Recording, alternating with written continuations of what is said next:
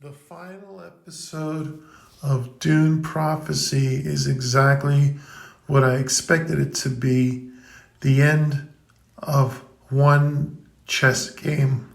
And yet it is also the beginning of a much larger game. Unfortunately, all story points is embargoed until after the episode airs this Sunday, December 22nd at 9 p.m. Eastern Pacific Time on HBO and Max. These particular episodes, the entire series, pretty much, if it is truly connected to the Dune movies, then this is Brian Herbert's interpretation of Dune as it is placed within his prequel books and I guess subsequent sequel books that he wrote at some point in the past.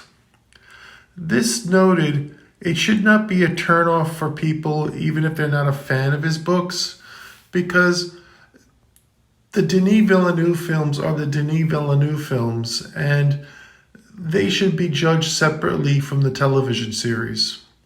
As it is, my only criticism to come off this episode was the music of all things. I felt that the music felt too television-y.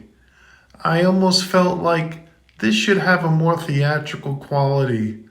Now, maybe I'm looking through things with rose-colored eyeglasses, but in my opinion, Game of Thrones, which this show is sort of trying to be like, has a more theatrical quality to it from beginning to end. I never felt like I was watching a television show. I felt like I was watching something beyond television. But this one episode, the music, it works, and it kept me engaged. I mean, it went with how things should be. And yet, all things considered, I believe that it felt too television-y. And so I hope if the show gets a second season, which I can tell you from my point of view, while this season wraps up some storylines, it definitely leaves a lot open for a second season and beyond. I hope the show is continued, because one also has to think about how television shows start off, and I find sometimes shows don't find themselves in the first season. Sometimes it takes the second or third season for a show to come into its own. And so I think with a show like Dune Prophecy, we're only just getting started, and there's always bumps along the road. Now, that noted, I could tell you the chickens come to roost in many different ways in this episode. Some questions are answered, as I said before, and some things are not answered. Yet, in spite of all these things, I think that a lot of the instincts that one may have watching the series will be satisfied in terms of the fact that when you watch it, you're going to say to yourself, okay, that makes sense. That stated, in a very general sense, I can say one of the coolest things in the episode was seeing how a highliner folds space in the Dune universe. I think it was great to see.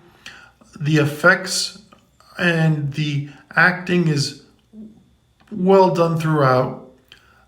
Overall, I'm very pleased with it. I wish that I could say more, because I feel like after the build-up that I should be allowed to say at least some aspects of the plot, but I can't, unfortunately. So, while not perfect as a whole, I think it was an admirable attempt at bringing Dune to serialized television. And it is my hope that in the future, if we get more seasons, that the show will become more refined and characters will be more developed so that we feel more for them, because I do think that was part of the problem sometimes, is that certain characters just came off limp. Anyway, that's all I have to say about Dune Episode 6 and Dune, the television series as a whole. I'm glad they made it, and I would like to see more. If you would like to read a written review that covers a little bit more detail that I'm allowed to say, you can click on the link in the description. Otherwise, I hope you all have a great holiday season, and may Shai Halud bless you all. Thank you.